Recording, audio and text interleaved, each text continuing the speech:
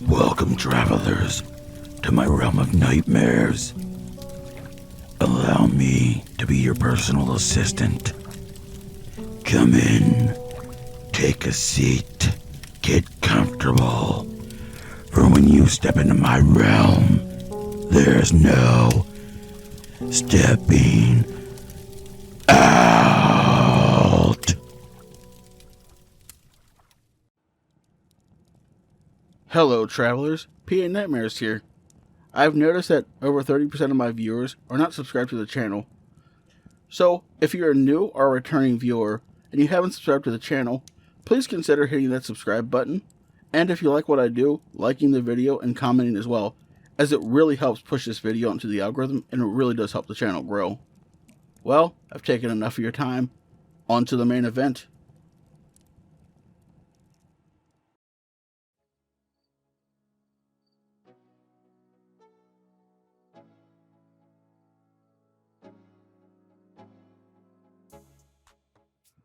Back in high school, I did decently in gym class. Unfortunately, the aspect of it I struggled with most was rope climbing. Now that was coming back to bite me in the ass.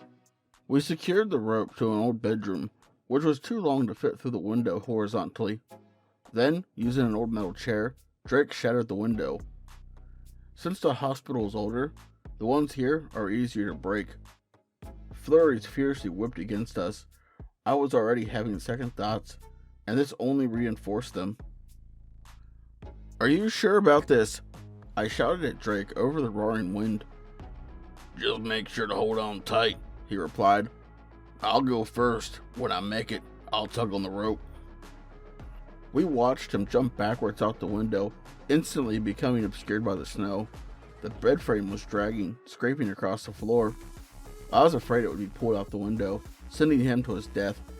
This didn't turn out to be the case, thankfully. I think we all felt relief when he tugged the rope after reaching the lower floors. Lola went next, followed by Miller, then me. Each time one of us went, we had to move the bed frame back. Also, a side note, self-motivation had never been a big strength of mine.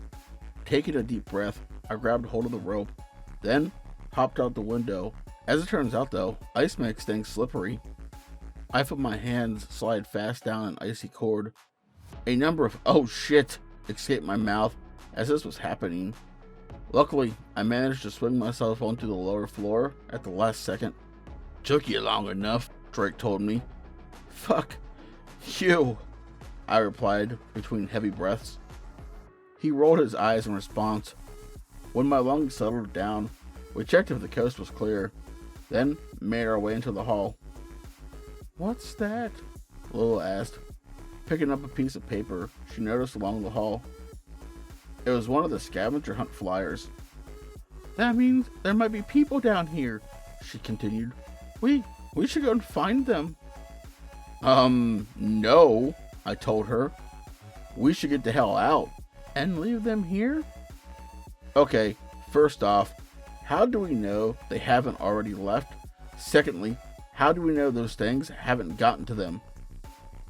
Miller joined in the conversation.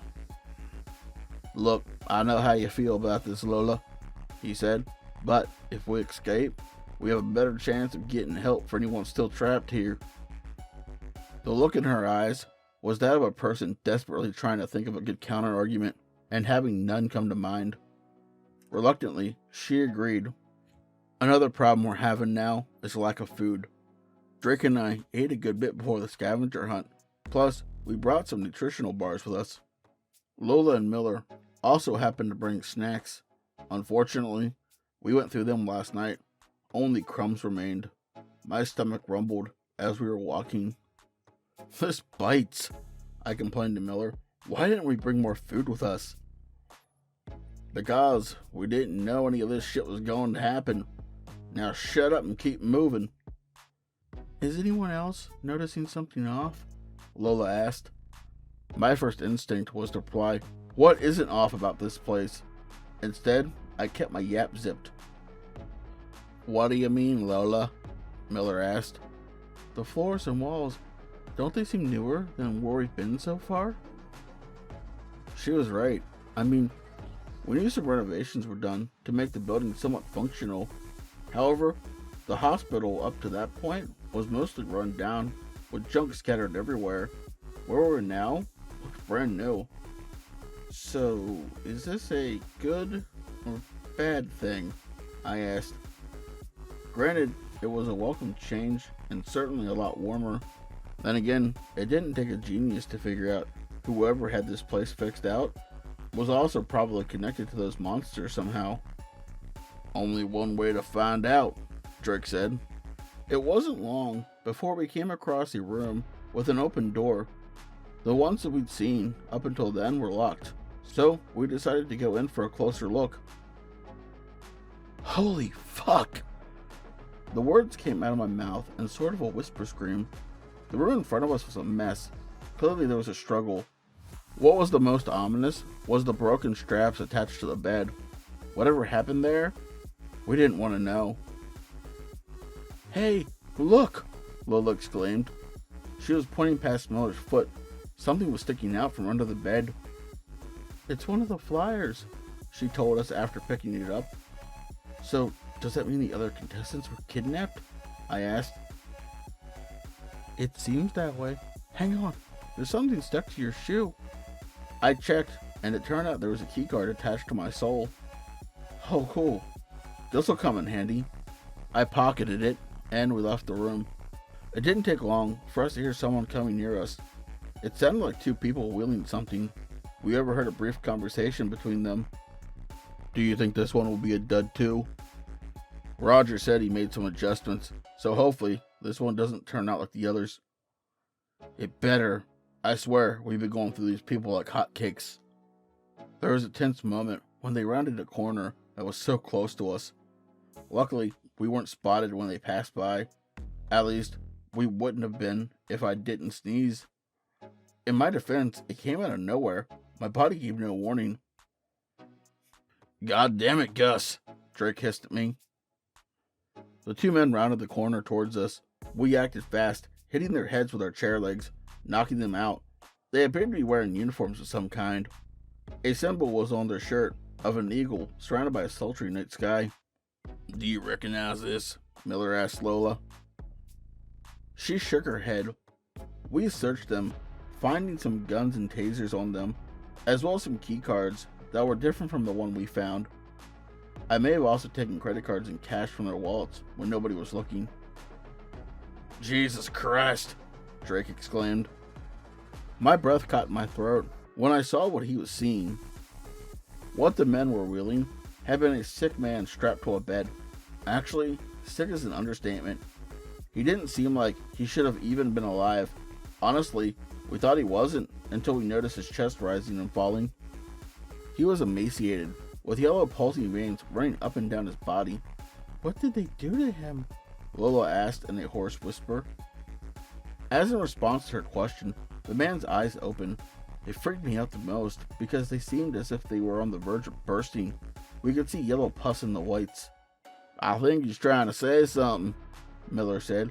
The man's lips were moving, but no sound was coming out. Don't worry, Lola told him. We'll get you help. The man struggled some more and was able to speak. Please, kill me. We were taken aback by his words. Don't let me become one of them, please. We guessed he was referring to one of the creatures.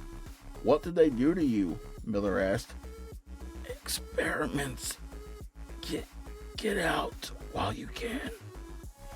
Suddenly, he began to convulse. Not knowing what was about to happen, we backed away. Have any of you ever seen that stomach-mouth scene in The Thing? What happened was akin to that, except it was a bunch of little mouths on the main body. Tendrils shot out from them, whipping around. What the fuck? I said. Each one of them contained a needle on their end. Needles don't normally freak me out. However, given the circumstances, I think it's understandable that they freaked me the hell out. They continued moving until they touched the unconscious man on the floor. They seized, and all at once they stuck into him all over. Their eyes opened, and they screamed in pain, which attracted unwanted attention. The marching of heavy boots echoed throughout the hall. We ran. I glanced back briefly, seeing the two men rapidly getting thinner. I think those tendrils were sucking out their fluids, and it was not pretty to see. While we were running, we overheard some more people talking. I couldn't really make it out. Something about injections, I think. Hopefully, they keep whatever that guy turned into from escaping. Anyway, I do have a bit of good news. We were able to find some food via vending machines. At least, we have that going for us. Now, if we could only find a way out of here. This place is weird. I feel like we should have found some kind of exit by now. After all, we've been here for what, 3 nights now? Come to think of it, I do find it weird we haven't seen any daylight since we've been here. Then again, it could just be the blizzard making things all gloomy.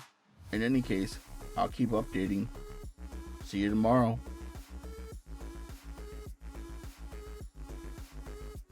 This goes without saying, but I'm beginning to get really sick of this place.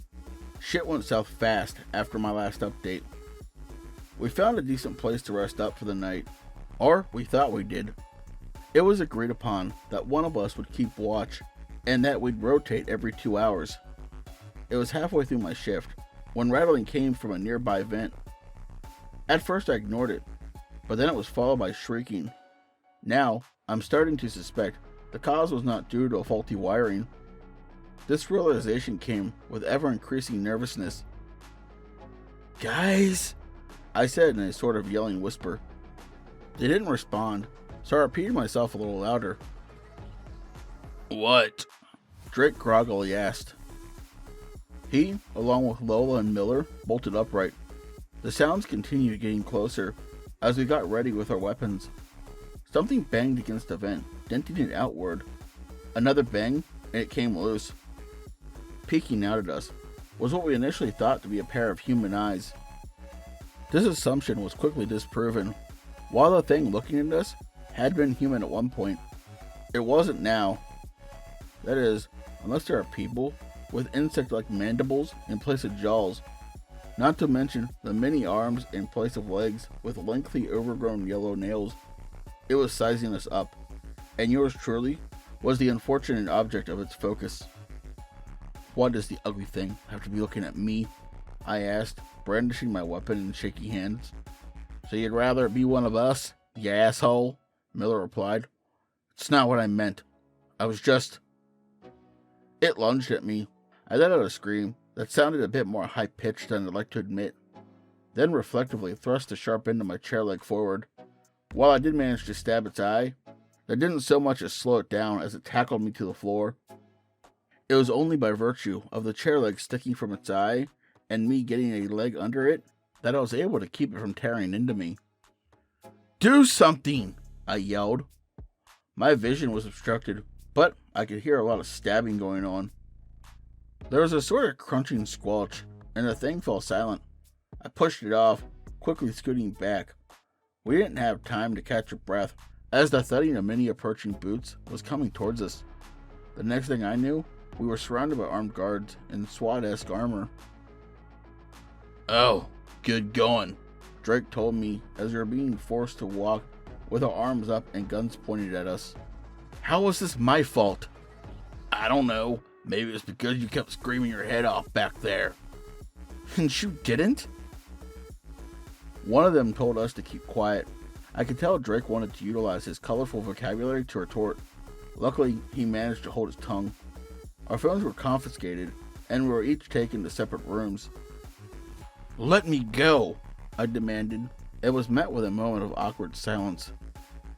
"No," one of the guards replied flatly. I honestly don't know what I was expecting. Worth a shot though, I guess. They closed and locked the door, leaving me alone, save for a security camera. I was in another one of those patient rooms, so at least I had a bed to wait on. Hours went by, and I was debating whether or not I was getting ready to take a leak in the corner when the door was opened, revealing 2 armed men and a guy in a lab coat holding a clipboard. "What are you doing?" the guy in the lab coat asked. Nothing, I replied, hoping nobody noticed me zipping up. They either didn't or chose to ignore it. My name is Professor Robinson, the lab coat guy informed me. It's a pleasure to meet you, I told him, forcing a smile. And now that we've been properly introduced, how about you send my friends and I on our merry way, and then we can never speak of this again. If only it were that simple. Unfortunately, we didn't go through all the trouble to get you here for nothing. The scavenger hunt? This isn't the place for questions. At least let me know if my friends are alright. They're fine for now. Well, except that one guy. We needed to tranquilize for assaulting one of our staff. What did he do? He kicked him in the privates. Sounds about right. Pardon? Nothing. I was escorted out of the room in handcuffs and taken to a laboratory where another man in a lab coat was waiting. Something off about it was that it looked like as if some kind of patch was on the right shoulder previously that was removed. To describe his appearance, imagine if a younger Emmett Brown smoked a fuck ton of crystal meth and yet was somehow able to retain his teeth.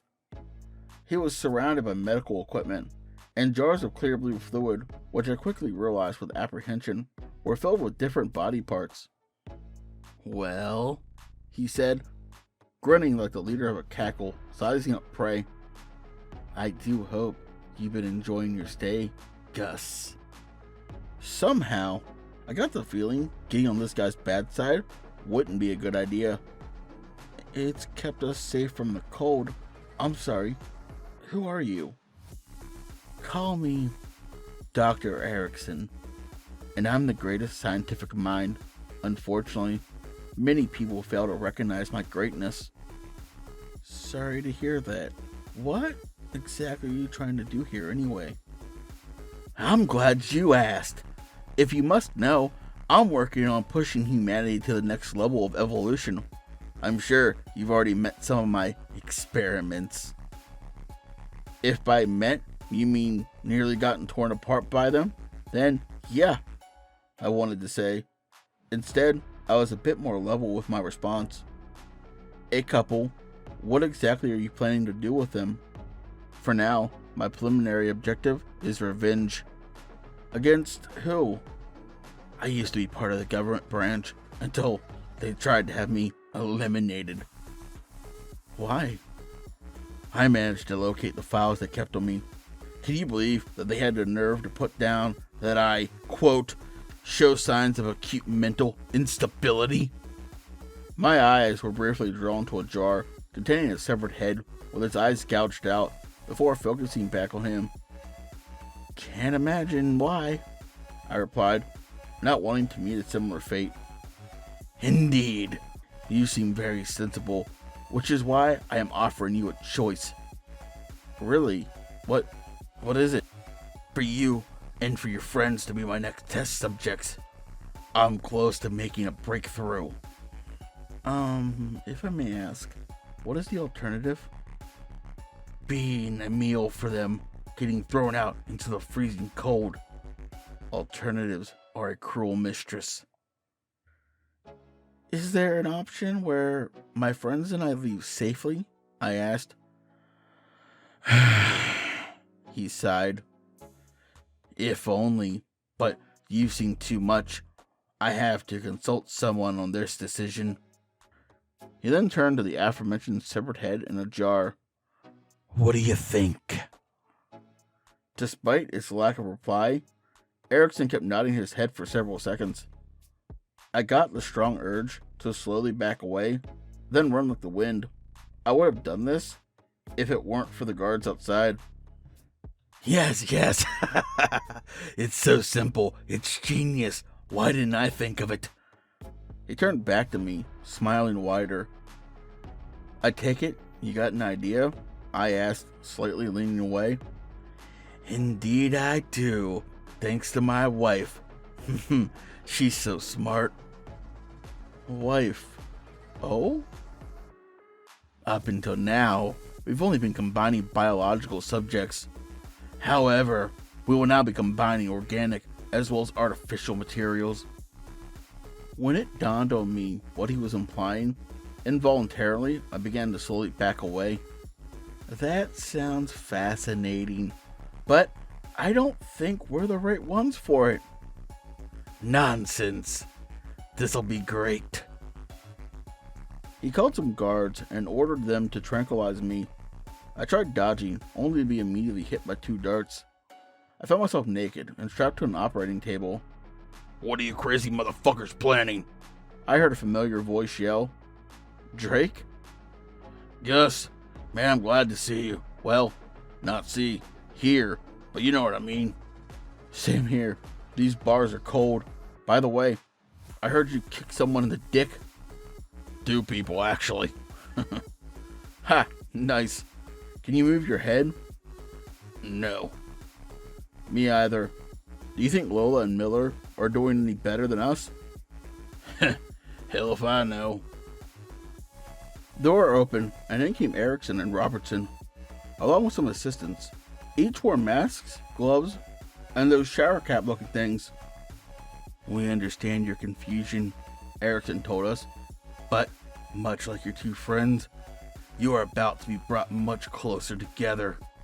Me and Drake looked at each other. That's right, Erickson exclaimed, plucking himself. You haven't seen what we did to them. Robertson, bring in the couple Borg. The what? I inquired. Robertson took out a remote, pressing one of the buttons. That caused some unnerving noises to become audible.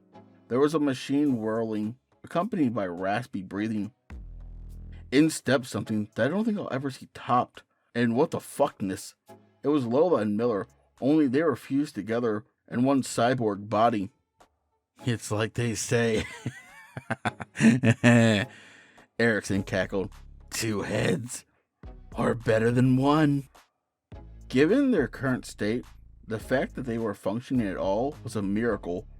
I'm using that word extremely loosely, by the way. Unfortunately for me, it's still fresh in my mind. Fortunately for this post, that means I can adequately describe it as what Erickson simply implies: they shared a single body. Their necks were extended with metal coils and wires running through them that were attached to a singular metal body with red beeping lights. They were also given 4 metallic arms, giving them 8 limbs in total. If this was the fucked up cake, the fact that they were still alive was the icing. Excuse me, Drake said, which was eerily unlike him. What did you say your name was again? Erickson. Right. Now, Erickson, I don't know if anybody's put this to you so bluntly. You are out of your fucking mind. He only gave the laugh of a hyena on nitrous oxide in response, then ordered Robinson to make Lola and Miller begin the procedure that would make us like them. I nearly shat myself when the newly appendages sprouted various surgical instruments. We let out a string of curses while struggling to get free. We got so lucky. There was a power outage, which caused our strains to be turned off since they were electronical. Don't let them escape, no matter what, Erickson commanded. We ended up escaping. It really wasn't difficult since the light Lola and Miller gave off illuminated the exit. Also, the fact that they went haywire, apparently rushing the procedure caused some unforeseen malfunctions. To summarize the incident, most of the people in there got butchered. While that was going on, we ran out into the hall.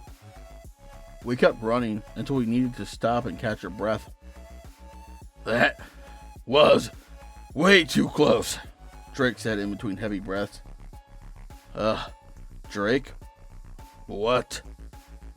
We're still naked. Oh, right. The 2 of us continued for a brief period when we came across another room. Hey, I pointed. Does that say lost and found? I think it does. Sure enough, it did, and inside we found our clothes and phone. We also found a charging cord along with a portable battery pack. Small victories, I guess. The big one, we'll be making it out of here alive. I wish I could say I was confident about our chances. Unfortunately, we are hearing those things again. Between becoming a victim of them or meeting the same fate as Lola and Miller, we got our work cut out for us. I'm gonna try and get some sleep. The key word being try. After seeing that, I really don't want to be caught off guard in this place. Wish us luck, I guess, and good night.